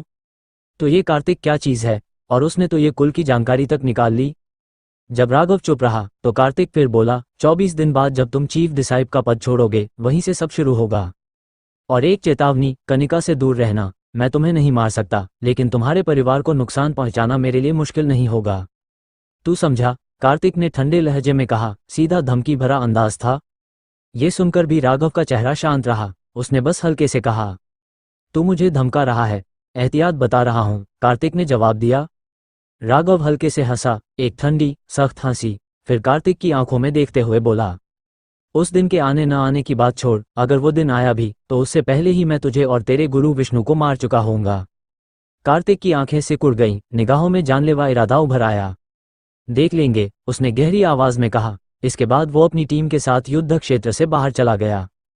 उन दोनों की बातचीत किसी और ने नहीं सुनी। राघव उस दिशा में देखने लगा जहां कार्तिक गया था और बुदबुदाया, काफी हिम्मत है मुझे धमकी देने की। अगर कोई होता जो राघव को वाकई जानता तो समझ जाता, अब राघव कार्तिक को मारने का मन बना चुका है। वो नहीं चाहता था, लेकिन अब कार्तिक को मारना जरूरी हो गया है, क्योंकि ये कुल वहीं उसका परिवार है। सदियों की आत्मा यात्रा के बाद हर दिन उसने अपने घर की याद में बिताया। यही विश्वास उसे जिंदा रखे रहा जब तक उसने ब्यूरियल सम्राट के नियंत्रण से खुद को आज़ाद नहीं कर लिया। अब जब वो इस धरती पर लौटा है, उसने अभी तक परिवार को नहीं देखा, लेकिन उनके चेहरे उसके दिल में अमिट रूप से बसे हैं। और कार्तिक ने उसी परिवार को धमकी दी है। राघव की सबसे नाजुक नस छू ली गई है। थोड़ा और उछल लेने दो। राघव ने खुद को शांत किया और तेजस और बाकी लोगों की ओर देखा। वो सब घायल थे, सूजे हुए चेहरे, बुरी हालत। शुक्र ये था कि सभी को सिर्फ हल्की चोटें आई थीं। हर बार जब राघव ने हार मानी, उसने ध्यान रखा कि किसी को गंभीर चोट न लगे। यही वजह थी कि कार्तिक और बाकी लोगों ने अपने शिष्यों को हिदायत दी थी कि जानलेवा हमला न करें। उन्हें पता था कि अगर तेजस और बाकी को गंभीर चोट लगती तो राघव उन्हें बदल देता, और वो ऐसा नहीं चाहते थे। इसलिए 6 बार की हार के बावजूद कोई बड़ा जख्म नहीं था, लेकिन मानसिक रूप से तेजस और बाकी पूरी तरह से टूट चुके थे। बाकी सब चले गए थे और ये लोग मैदान में सिर झुकाकर बैठे थे। जाना नहीं है क्या? राघव ने तंज कसते हुए कहा। सब चुप रहे। कह रहे थे हारना है, राघव ने हल्की मुस्कान के साथ दोहराया। बात सही है, पर मन में था कि एक जीत तो मिल ही जाएगी। तेजस ने कड़वाहट के साथ कहा, अब तो शुवान्युआन पीक की रही सही इज्जत भी चली गई। मैक्स ने लंबी सांस लेते हुए कहा, तुम्हें फर्क नहीं पड़ता था, है ना? राघव ने फिर पूछा, किसने कहा? मैक्स ने झल्लाकर जवाब दिया। तो अब खड़े हो जाओ। राघव की आवाज सख्त हो गई। अगले 24 दिन तक तुम सब मेरे साथ शुवान्युआन पीक पर रहोगे। कोई मेरी नजरों से ओझल नहीं होगा। नहीं माना तो सीधे सेक्ट से बाहर कर दूंगा। ये सुनकर सब धीरे धीरे अन्य मन से खड़े हुए और पहाड़ से नीचे उतरने लगे। राघव उनके पीछे पीछे शुवान्युआन पीक की ओर बढ़ा। बैम्बू फॉरेस्ट का जंगल एक घना हरा भरा जंगल था। दूर से देखने पर यह एक विशाल बांस का समुंदर लगता था, जहां हर झोंके के साथ बांस की लहरें उठती और गिरती थीं। देखने में तो ये बस एक खूबसूरत नज़ारा ही लगता था, लेकिन इसकी असली रहस्यता इसके अंदर छुपी थी। इस जंगल के बारे में ज्यादातर लोग कुछ नहीं जानते थे, लेकिन राघव को इसकी पूरी जानकारी थी, क्योंकि इस जंगल में जो बांस उगे थे वो आम बांस नहीं थे, बल्कि फॉरबिडन लैंड से निकले रहस्यमयी बांस थे जिनमें अजीब शक्तियां थीं। राघव अपने साथ तेजस और बाकी शिष्यों को लेकर यहां आया था, ताकि इन बांसों के जरिए वो लोग असल साधना कल्टिवेट ऑन करें। सब मेरे पास ही रहना, राघव ने कहा और जंगल के अंदर बढ़ चला। ये जंगल एक जमाने में शुवान्युआन पीक का बहुत प्रसिद्ध हिस्सा हुआ करता था। लोग यहाँ साधना करने आया करते थे, लेकिन न जाने कब ये जगह पूरी तरह से छोड़ दी गई थी। अब कोई यहाँ साधना करना तो दूर, आता भी नहीं था। यहाँ तक कि यहाँ साधना करने की विधियां भी जैसे गुम हो चुकी थीं। भाई, हम यहाँ क्यों आए हैं? तेजस थोड़ा घबरा गया। साधना करने, राघव ने बिना पीछे देखे जवाब दिया। पर यहाँ कैसे साधना करेंगे? तेजस और बाकी सब बेहद उलझन में थे। उन्होंने पहले भी यहाँ सिर्फ सैर सपाटे के लिए आना देखा था, कभी किसी को यहाँ क्लासिकल ट्रेनिंग करते नहीं देखा था। लेकिन राघव ने कोई और जवाब नहीं दिया, बस सबको साथ लेकर जंगल के और अंदर बढ़ गया। गहराई में पहुंचते ही सबको एक अजीब सी घबराहट होने लगी। चारों ओर रहस्यमयी बांसों का घना जंगल था। आगे पीछे दाएं बाएं कुछ भी साफ नहीं दिख रहा था। जिस रास्ते से आए थे वो अब कहीं गुम हो गया था। सबको लगा जैसे वो कहीं फंस गए हों। यहीं करेंगे, राघव ने चारों ओर देखा और जगह तय कर दी। तुम सब यहीं रुको, इतना कहकर वो अकेले ही आगे निकल गया। 3 मील चलकर उसने एक बेहद मोटा बांस ढूंढा, फिर उस पर एरे पैटर्न्स उकेरने शुरू कर दिए। फिर वो 4 मील बाएं मुड़ा, एक और बांस ढूंढा और वहां भी वही किया। इस तरह कुल 10 रहस्यमयी बांसों को चुनकर वो एक पूरी एरे बना सका। हो गया, उसने संतुष्ट होकर मुस्कुराते हुए कहा। हून। जैसे ही राघव की आवाज गूंजी, उसके आसपास 10 मील के दायरे में मौजूद सभी रहस्यमयी बांस एकाएक बुरी तरह हिलने लगे, जैसे वो जिंदा हों। बांस की पत्तियां कांपने लगीं, मानो उड़ती हुई तलवारें हों। हर दिशा में तलवार जैसी ऊर्जा फैलने लगी। तेजस और बाकी शिष्य जो चुपचाप खड़े थे, अब चौंक उठे। ये क्या हो रहा है? एक शिष्य घबरा गया। धत तेरी, ये बांस जिंदा कैसे हो गए? मैक्स के चेहरे पर दहशत थी। स्विश स्विश स्विश, तभी चारों तरफ से हवा चीरने की आवाजें आने लगीं। सब बुरी तरह घबरा गए और इधर उधर भागने लगे। हर तरफ खतरा ही खतरा था। भाई, तेजस ने घबराकर जोर से पुकारा, मैं यहीं हूं। न जाने कब राघव उनके ऊपर एक बांस की पत्ती पर खड़ा था। उन्हें ऊपर से देखता हुआ भाई सबने राहत की सांस ली। लेकिन मदद मांगने से पहले ही राघव बोल उठा, यही होगी तुम्हारी साधना अगले 24 दिनों तक। अभी शुरुआत करो, 1 घंटे से मैं ऊपर से देख रहा हूं। क्या? सबके चेहरों से खून उतर गया। इन बांसों का हमला तो ऐसा था जैसे आंधी तूफान, बिल्कुल भी रुकने का नाम नहीं। 1 घंटा, कैसे सहेंगे ये सब? और राघव के हाव भाव देखकर तो साफ था, वो बीच में टोकने या बचाने नहीं वाला। सबका दिल डूब गया। लड़ो, तेजस ने दांत भींच लिए। मैक्स और बाकी सबके चेहरे सफेद पड़ चुके थे, लेकिन अब पीछे हटने का कोई रास्ता नहीं था। चारों ओर से लगातार हमले हो रहे थे, कोई जगह नहीं थी छुपने की। अब सिर्फ एक ही रास्ता था, एक दूसरे का साथ देना और किसी तरह टिके रहना। लेकिन कहते हैं ना, सिर्फ रक्षा करते रहोगे तो हार तय है। धीरे धीरे उनके बीच तालमेल बिगड़ने लगा। कुछ घायल हो गए, कुछ डर के मारे थर थर कांपने लगे। पूरा समूह बिखरने लगा। तभी राघव ने ऊपर से हल्की सी उंगली चटकाई। धड़ाम धड़ाम धड़ाम, अचानक बांसों का हमला थोड़ा धीमा हो गया। बस इतनी राहत मिली कि सबने थोड़ा खुद को संभाला। अब वो समझ चुके थे, अगर एक भी गलती की तो यहाँ मौत तय है। इस सबक के बाद सबने पहले से ज्यादा ध्यान और तालमेल बनाना शुरू किया। इस तरह वो 10 शिष्य एक भयंकर तूफान जैसे हमले में किसी तरह 1 घंटा निकाल पाए। हर सेकंड ऐसा लगा जैसे पूरी उम्र बीत गई हो। जैसे ही घंटा पूरा हुआ, बांसों का हमला रुक गया। जंगल फिर से शांत हो गया, जैसे कुछ हुआ ही नहीं। सब थककर गिरने वाले थे, लेकिन कोई गिरा नहीं, क्योंकि सबको डर था कहीं अगला हमला फिर से शुरू न हो जाए। थोड़ा आराम कर लो, मैं अभी आता हूं, राघव ने कहा। तभी सबको याद आया, अरे भाई तो ऊपर है ही। भाई, ये कैसी डरावनी जगह है, हमें यहां से ले चलो, अब नहीं सहा जाता, मैक्स ने रोते हुए कहा। ये जगह तुम्हारे लिए अच्छी है, इधर उधर मत भागना, मैं अभी लौटता हूं। राघव मुस्कुराया और एक छलांग में जंगल में गायब हो गया। भाई, वो सब घबरा गए और लड़खड़ाते हुए उसे खोजने दौड़े, लेकिन उसका नामो निशान तक नहीं दिखा। अब उनके चेहरों पर डर साफ था। ये जगह तो सच में भूतिया लगती है, अगर हम यहाँ और रहे तो सच में मारे जाएंगे। मैक्स बोला, भाग चलते हैं। एक शिष्य बोला, हम जीतने से रहे, और अगर 24 दिन यहीं बिताए तो वैसे भी मर जाएंगे। बेहतर है कि वापस लौट चलें और वो लड़ाई ही न करें जिसके लिए राघव ने हमें बुलाया है। भागे तो फिर राघव बोलेगा, सेक्ट से निकाल दिया जाएगा। एक शिष्य ने कड़वाहट से कहा, जिंदगी ज्यादा जरूरी है या ये सेक्ट? मैक्स ने पूछा। शिष्य सुनील सोच में पड़ गया। मैं तो यहीं पला बड़ा हूं। इंपीरियल इमोर्टल सेक्ट ही मेरा घर है, लेकिन सच कहूं तो अब और यहां रहना नहीं चाहता। उसने सिर पकड़ लिया। मैं भी नहीं रह सकता, लेकिन सेक्ट से निकाला जाना भी नहीं चाहता। कसम से, दिमाग खराब होने वाला है, एक और शिष्य बोला। सब शांत हो जाओ, तेजस ने जोर से कहा। सब रुक गए। तेजस का चेहरा भी पीला पड़ा था, लेकिन उसने खुद को संभाला। भाई ने साफ कहा था, ये हमारी साधना की जगह है, 24 दिनों तक। जैसे ही सह गए, हम आजाद उसके अपने कारण होंगे, हमें उस पर भरोसा करना होगा। कोई और चारा नहीं है। उसकी आंखों में दृढ़ता थी, लेकिन अगर ऐसे ही चलते रहे तो सच में मर सकते हैं, सुनील ने चिंतित होकर कहा। तेजस ने धीरे से सिर हिलाया। ध्यान दो, जब मैक्स घायल हुआ था, हमला थोड़ी देर के लिए थम गया था। जैसे ही हम संभले, हमला फिर शुरू हुआ। शायद ये सब भाई की योजना का हिस्सा है। सब सोच में पड़ गए। वो पल याद आए जब लगा कि सब खत्म हो जाएगा, लेकिन किसी तरह सब जिंदा रहे। अब उन्हें यकीन होने लगा, राघव उन्हें हर वक्त देख रहा है। मतलब हम मरेंगे नहीं। मैक्स की आंखों में चमक आ गई। और सेक्ट से भी नहीं निकाला जाएगा। सुनील ने राहत की सांस ली। इतना निश्चिंत मत हो, तेजस बोला। अगर हम लापरवाह हुए तो शायद भाई हमें छोड़ दे, और तब वाकई मरना तय होगा। उसका चेहरा गंभीर हो गया। हमें हर पल सतर्क रहना होगा। तभी इस जंगल से जिंदा निकल पाएंगे। जबकि तेजस और बाकी लोग आपस में बात कर रहे थे, उसी वक्त राघव पहले ही बैम्बू फॉरेस्ट से निकल चुका था। हालांकि उसने तेजस और बाकी लोगों की हर बात साफ साफ सुन ली थी। बैम्बू फॉरेस्ट में जो कुछ भी हो रहा था वो सब कुछ उसी का किया धरा था। ये पूरी तरह से एक परीक्षा थी इन सब के लिए। इनका डरना भी राघव की उम्मीद के मुताबिक ही था। आखिर ये सब 20-22 साल के नौजवान थे जिन्हें अब तक असली दुनिया का सामना ठीक से नहीं हुआ था। इनका स्वभाव भी ज्यादा मजबूत नहीं था, तो डरना स्वाभाविक था। अगर ये नहीं डरते तो वही ज्यादा हैरानी की बात होती। बैम्बू फॉरेस्ट न सिर्फ ताकत की परीक्षा लेता है बल्कि चरित्र की भी कसौटी बनता है। राघव को पूरा यकीन था कि अगर इन्हें थोड़ा वक्त दिया जाए तो ये सब खुद को साबित जरूर करेंगे। उसने इन लोगों को यूं ही नहीं चुना था, इन सभी में काबिलियत थी, बस तराशने की जरूरत थी।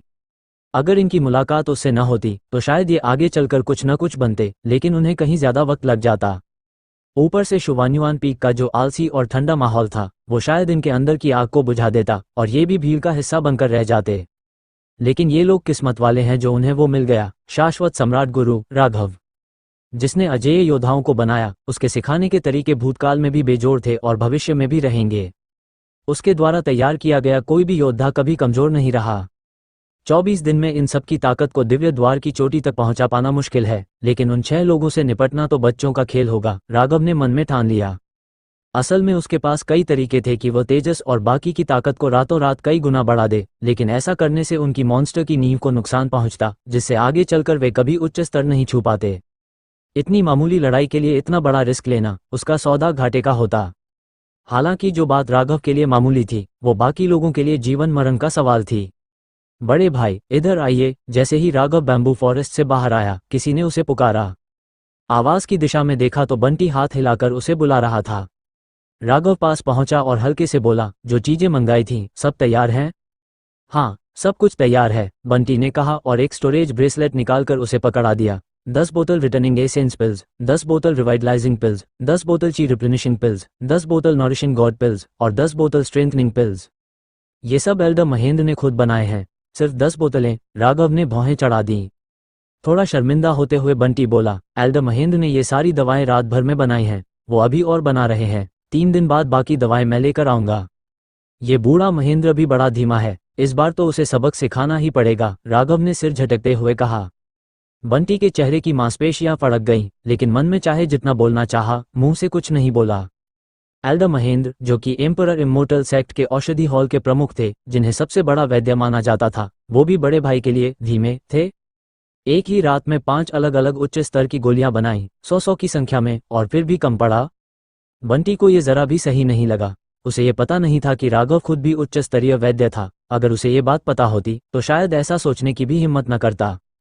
बड़े भाई, ये बैम्बू फॉरेस्ट में कुछ राज है क्या? बंटी ने धीमे से पूछा।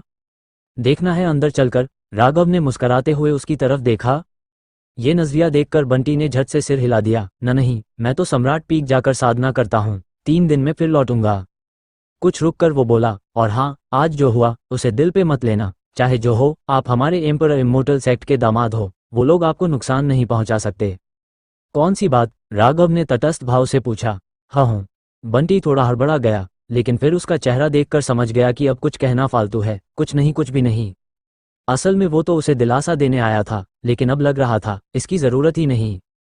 चिंता मत करो, 24 दिन बाद मैं ही जीतूंगा, राघव ने हल्की मुस्कान के साथ कहा। बंटी थोड़ा असहज सा मुस्कुराया, मानो उसे खुद यकीन न हो। अब तुम जा सकते हो, 3 दिन बाद दवाएं लेकर आ जाना, राघव ने कहा और फिर बैम्बू फॉरेस्ट की तरफ मुड़ गया। उसे मालूम था कि बंटी को उस पर यकीन नहीं था, लेकिन ये जरूरी भी नहीं था। यकीन हो या ना हो, जब समय आएगा सच्चाई खुद सबके सामने होगी। तो मैं चलता हूँ सीनियर ब्रदर, बंटी ने हाथ जोड़कर विदा ली। क्या सीनियर ब्रदर का दिमाग खराब हो गया है? बाहर निकलते हुए बंटी बड़बड़ाया। उसे आज की वार्म अप फाइट्स की पूरी खबर थी। राघव की लगातार 6 हार अब पूरे सेक्ट में फैल चुकी थी। हो सकता है ये बात कार्तिक और उसके गुट ने जानबूझकर फैले ही हो, लेकिन हार तो हार होती है, 6 बार हार, और वो भी इस तरह। अब सेक्ट में सभी को लगने लगा था कि राघव का मुख्य शिष्य का पद अब खतरे में है। बंटी को भी यही लगने लगा। अगर मुकाबला खुद राघव करता तो शायद उसकी जीत की संभावना ज्यादा होती, क्योंकि उसने खुद देखा था कि कैसे उसने ली कुआंगतू जैसे राक्षस को हराया था। मगर इस बार मुकाबला शिष्यों के बीच होना था, ताकत की असली परीक्षा। ये लोग कोई चाल चल रहे हैं, सीधे सीधे हमारे एम्परर इमोर्टल सेक्ट की साधना संपत्ति पर नजर है, बंटी मन में सोचकर रह गया। सबको पता था कि हाल ही में 3 नए श्रद्धांजलि गुरु टीआर सेक्ट में शामिल हुए थे और तीनों ही जबरदस्त ताकतवर थे। युंगांग पर्वत के गुरु विष्णु उर्फ युंगांग जी जबरदस्त साधक थे, उनके शिष्य कार्तिक भी राजकुमार स्तर पर पहुंच चुके थे। फिर थे वसंत, स्वतंत्र साधक, उनके 2 शिष्य हिमांशु और वैभव, दोनों राजकुमार स्तर के असाधारण प्रतिभाशाली शिष्य। तीसरे थे तूफान हाथ विराज, जिनके शिष्य वंश, समीर और विमल, ऑल राजकुमार स्तर के युवा प्रतिभावान। 3 गुरु और 6 राजकुमार स्तर के शिष्य सेक्ट में शामिल हुए थे। किसी और समय पर यह गर्व की बात होती, लेकिन जैसे ही सेक्ट ने लूथियन पवित्र भूमि से ढेर सारी साधना संपत्ति पाई थी, उसी वक्त इन लोगों का आना लोगों को संदेह में डाल गया। हालांकि सेक्ट के आम शिष्य ऊपर के फैसलों पर सवाल नहीं उठा सकते थे, लेकिन राघव और कार्तिक के बीच होने वाली निर्णायक टक्कर पर सभी की निगाहें टिकी थीं। राघव की लगातार हार ने सभी को लगा दिया था कि अब सेक्ट में सत्ता परिवर्तन होने ही वाला है। कुछ लोग खुश थे, कुछ परेशान। खुश होने वाले जाहिर तौर पर तीनों श्रद्धांजलि गुरुओं का गुट था। इस लड़के ने हमें बहुत परेशान किया था ना, लगता था बहुत ताकतवर है, अब देखो खुद मजाक बन गया है, वसंत हंसते हुए बोला। हिमांशु भी मुस्कुराया, इस बार सिर्फ वंश और कार्तिक को हराना है, मुख्य शिष्य की कुर्सी हमारी है। इस बार गुरु होने के नाते मैं पर्दे के पीछे से मदद करूंगा। वैभव पूरी ताकत लगाएगा, फिर तुझसे जानबूझकर हार जाएगा, जीत पक्की है, वसंत बोला।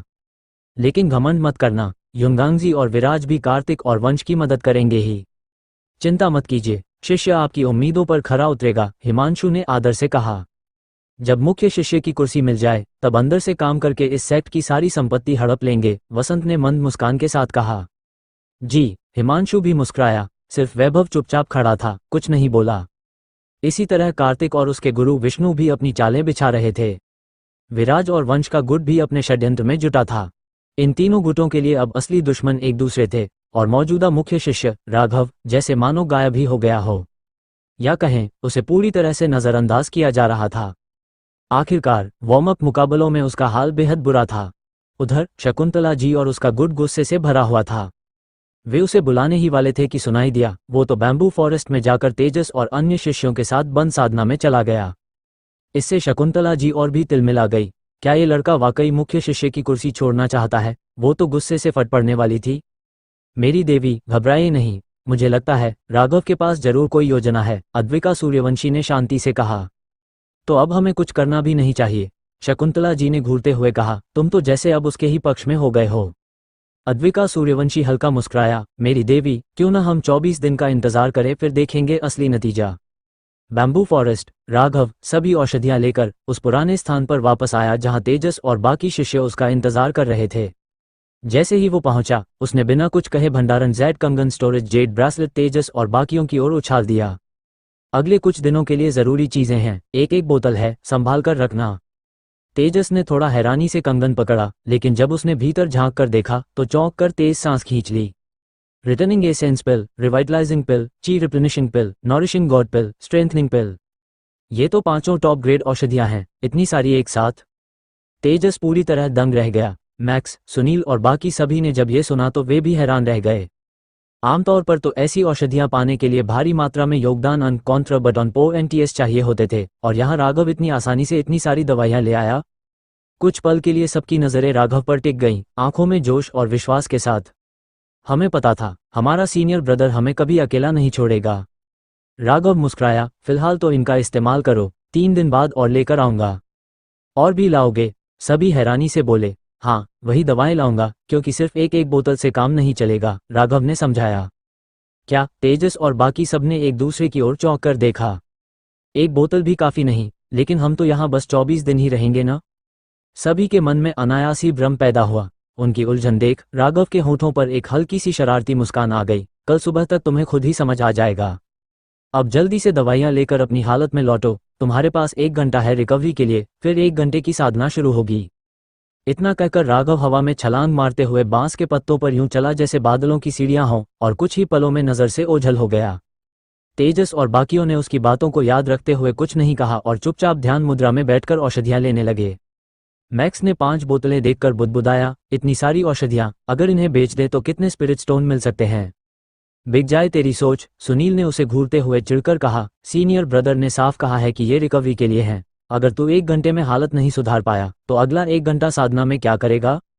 मैक्स बकवास बंद कर और ध्यान लगाओ, तेजस ने भी उसे डांटा। मैक्स का चेहरा उतर गया। उसने मुंह बनाकर कहा, मैं तो बस बोल रहा था, इतना चिल्ला क्यों रहे हो? हर बात में साधना साधना, जैसे किसी दीवार से बात कर रहा हूं। ये सुनकर तेजस भी मुस्करा दिया। ये मैक्स भी ना। जल्द ही सभी 10 शिष्य ध्यान में बैठ गए। आधे घंटे की सख्त ट्रेनिंग के बाद वे गहरे ध्यान में चले गए और दवाइयों की शक्ति तेजी से उनके शरीर में फैलने लगी, अंग अंग तक पहुंची, बिना किसी साइड इफेक्ट के।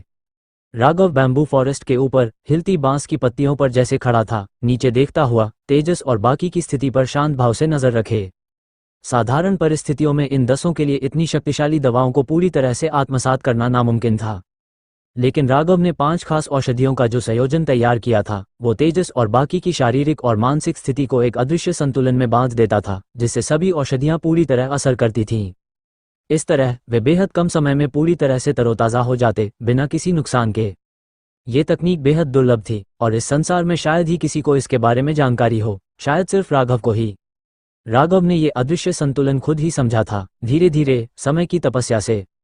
वो ज्ञान जो उसने अनगिनत युगों में इकट्ठा किया था, वही उसकी सबसे बड़ी ताकत थी।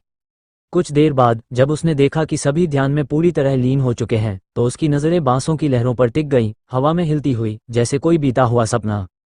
कभी उसने ली तियान, शुवान्युआन, धनुष और कई औरों को भी यहाँ लाकर साधना करवाई थी। उस वक्त तो ये जगह और भी क्रूर थी। उनकी हालत दिन रात की यातनाओं में होती थी, जैसे हर दिन मौत को छूकर लौटते हों। लेकिन वही लोग आगे चलकर अपने युग के नायक बने। ली तियान, महासम्राट, जिसने सारे ब्रह्मांड को कापाया। शुवान्युआन, तलवार सम्राट, धनुष और बाकी, अजेय सम्राट, सेनापति। एक पल में वे बच्चे थे और दूसरे ही पल इतिहास बन चुके थे। और फिर सब खो गए, अतीत के धुंधले साए बनकर। राघव की आंखों में एक हल्की सी उदासी तैर गई।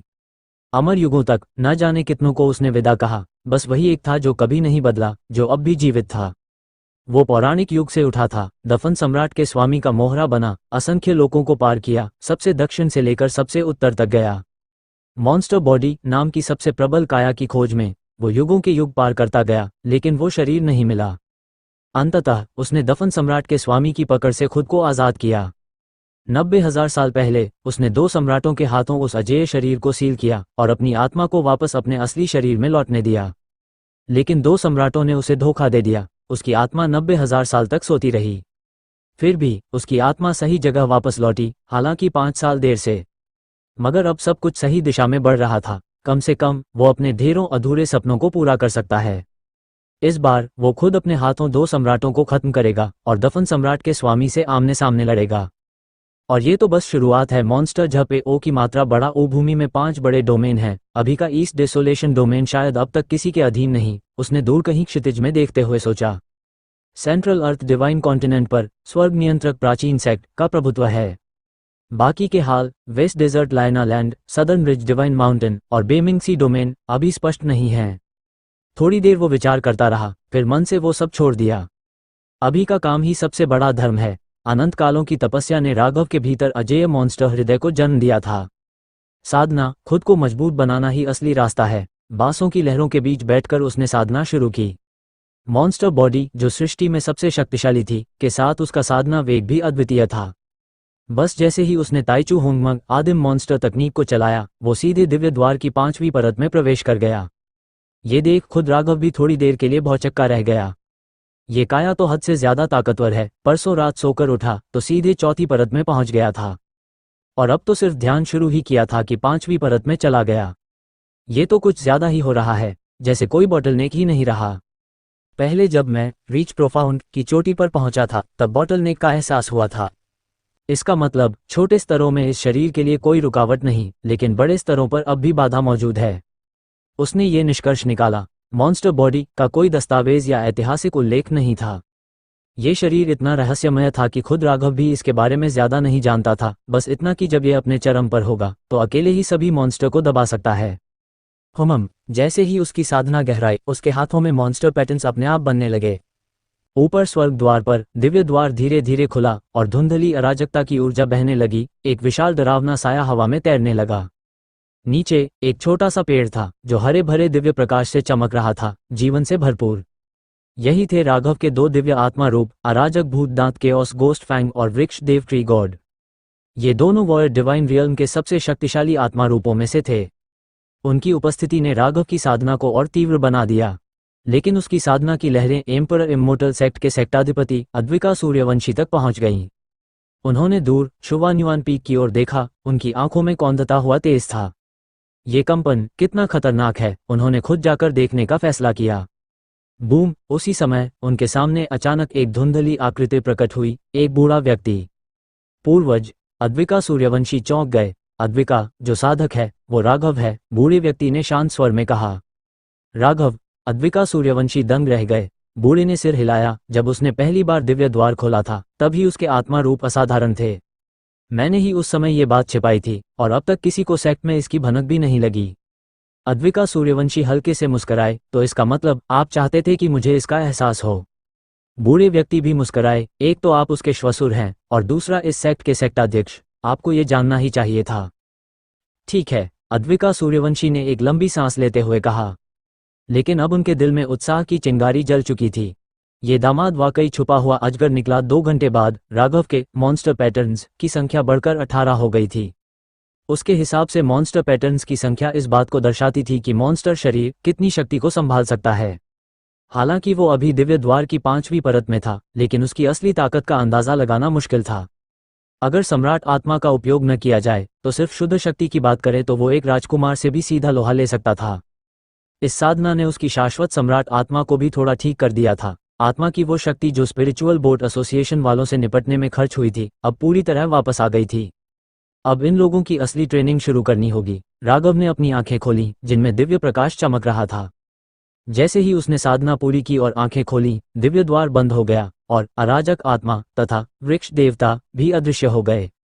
इसके तुरंत बाद राघव ने एक हाथ से मोहरें बनाई और बैम्बू फॉरेस्ट की संरचना दोबारा सक्रिय कर दी।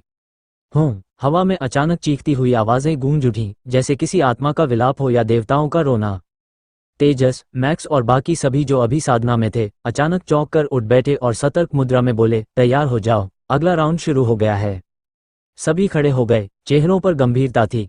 ओ मूर्खों, दीवार की ओर मुंह करके खड़े हो जाओ, राघव ने आंखों में मुस्कान के साथ कहा। बड़े सीनियर भाई, सभी ने उसकी ओर देखा। मुझे मत देखो, बैम्बू फॉरेस्ट को देखो, राघव ने कहा। सभी ने तुरंत ध्यान केंद्रित किया और आसपास के बांसों पर नजर रखी। शश शश शश, जैसा कि अंदेशा था, बांस फिर से आक्रामक हो गए। इस बार शुरू से ही इतनी तेजी से हमला किया कि संभलने का मौका ही नहीं मिला। तेजस और बाकी सभी के चेहरे बदल गए। उन्हें साफ साफ महसूस हुआ कि यह हमला पिछले वाले से कहीं ज्यादा भयंकर है। भाइयों, डटे रहो, तेजस ने दांत बींचते हुए कहा। सिर्फ बांस ही तो हैं, डर किस बात का? मैक्स बड़बड़ाया, लेकिन उसकी तलवार पकड़े हथेली में पसीना आ चुका था। हल्ला बोलो, मैक्स गरजा और पहला वार किया। उसे देखकर बाकी लोग भी हमला करने में जुट गए। राघव ये दृश्य देख मुस्करा उठा। लगता है पिछली साधना ने इनका आत्मविश्वास थोड़ा ज्यादा बढ़ा दिया है। धड़ाम! जल्दी ही किसी के उड़कर गिरने की आवाज आई। वो सुनील, सिर्फ वही नहीं, बल्कि तेजस, मैक्स और बाकी सभी एक एक करके उछाल दिए गए। चेहरे जर्द पड़ चुके थे। ये देख राघव ने हल्के से उंगली हिलाई। संरचना में थोड़ा बदलाव हुआ, जिससे हमले का पैटर्न भी बदल गया। इस बदलाव के बिना तो तलवार जैसी बांस की पत्तियां उन्हें टुकड़ों में काट देती, लेकिन इसके बावजूद सभी को गंभीर चोटें आईं। मैं तुम्हें एक 4 शब्दों वाला मंत्र दूंगा, रक्षा को ही आक्रमण बनाओ, राघव ने धीरे से कहा। रक्षा को आक्रमण? तेजस ने ये दोहराया और तुरंत समझ गया। वह चिल्लाया, साथियों, पहले वाली 10 लोगों की फॉर्मेशन में आ जाओ। पिछले 2 घंटे की ट्रेनिंग में उन्होंने सामूहिक रक्षा करके ही स्थिति संभाली थी। इस बार जल्दबाजी में हमला करके खुद को ही नुकसान पहुंचाया। राघव की सलाह से उन्हें होश आया और अब वे रक्षा की मुद्रा में वापस लौट आए। ये देखकर राघव ने फिर से उंगली हिलाई और संरचना दोबारा सक्रिय हुई। इस बार हमला और भी तीव्र था, जिससे बचने का कोई रास्ता नहीं था, सीधे सीधे झेलना पड़ा। और तभी राघव का गंभीर स्वर गूंजा, याद रखो, ये जीवन मरण की परीक्षा है। ये मत सोचो कि हर बार मैं हमले को तुम्हारे अनुसार धीमा कर दूंगा। 3 मौके मिलेंगे। आज पहले दिन ही 2 मौके खत्म कर चुके हो, अब सिर्फ 1 बचा है। अगर फिर गलती की तो परिणाम भुगतने पड़ेंगे। क्या तुम वाकई उस तरह के बेकार लोग हो जो दीवार के सहारे भी खड़े न हो सकें? ये तुम्हें खुद साबित करना है। राघव के शब्द वज्र की तरह सभी के दिलों पर गिरे। 3 मौके, और 2 तो पहले दिन ही खर्च हो गए। अब कोई चूक नहीं कर सकता। अगली बार मौत सामने खड़ी होगी। ये सोचकर ज्यादा बातों में भरोसा करने सुनील जैसे लोग भी अब पूरी ताकत से जुट गए। जीवन मरण की बात हो तो कोई भी किस्मत पर नहीं छोड़ता। अब जब सब पूरी तरह एकाग्र हो गए, राघव चुप हो गया। जो असर चाहिए था वो मिल चुका था, अब बस अभ्यास करना था। जल्द ही 2 घंटे बीत गए। तेजस और बाकी सभी की तलवारें पसीने से भीगी हथेलियों में थीं, शरीर घायल और थके हुए थे, पर कोई भी गिरा नहीं। अच्छा किया, आज के लिए इतना काफी है। राघव ने हाथ हिलाया और संरचना अपने आप बंद हो गई। अरे बाप रे, जान ही निकल गई। मैक्स जमीन पर धड़ाम से गिरा, बुरी तरह हौंफते हुए। तेजस चुपचाप एक बांस के पास जाकर बैठ गया और एक औषधि निकालकर साधना में लग गया। मैक्स और बाकी जो जमीन पर पड़े थे, वे भी उसे देखकर तुरंत उठ बैठे और औषधि लेकर साधना करने लगे। इतनी जल्दी भी क्या है, मैक्स बड़बड़ाया। जल्दी है ही, एक और गलती हुई तो सीधे मौत, मैक्स ने हंसते हुए कहा। और तू हंस कैसे सकता है? मैक्स ने आंखें तररी। अभी की साधना में बहुत कुछ समझ में आया, मैक्स ने थकान भरी मुस्कान के साथ कहा। मैक्स ने बाकी लोगों को देखा, सबके चेहरे अलग थे, पर एक चीज कॉमन थी, एक तरह की शांति। जैसे सबने कुछ समझ लिया हो। मैक्स ने भी चुपचाप औषधि निकाली, नीली और बड़बड़ाया, क्या सिर्फ मैं ही ऐसा हूं जिसे कुछ नहीं समझ आया? हरगिज नहीं, मुझे भी पीछे नहीं रहना। ये सोचते हुए वो भी साधना में जुट गया। इस बार किसी ने शिकायत नहीं की कि साधना कितनी थका देने वाली थी। सभी ने अपनी मर्जी से साधना शुरू कर दी। जब उन्होंने आंखें खोलीं तो अंधेरा हो चुका था, बीच में अलाव जल रहा था और मांस भुनने की खुशबू हवा में तैर रही थी। सभी चौंक गए, ये कौन सा भुना मांस है? मैक्स की आंखें चमक उठीं जब उसने राघव के हाथ का भुना मांस देखा और लार टपकने लगी। राघव ने भुना मांस उसकी ओर फेंका। लंबी साधना उबाऊ हो जाती है, कुछ खाने से ताकत मिलती है। मैक्स ने लपक कर मांस पकड़ा, होंठ चाटे और जल्दी से एक बड़ा कौर लिया। उसका चेहरा आनंद से भर गया। क्या स्वाद है! ये देख तेजस, मैक्स और बाकी भी ललचा गए और अलाव के पास आ गए। मांस वहां रखा है, खुद काटो, खुद भूने, मसाले भी खुद ही लो, राघव ने इशारा किया। सबने देखा, बगल में पहाड़ जैसा कुछ पड़ा था। ध्यान से देखा तो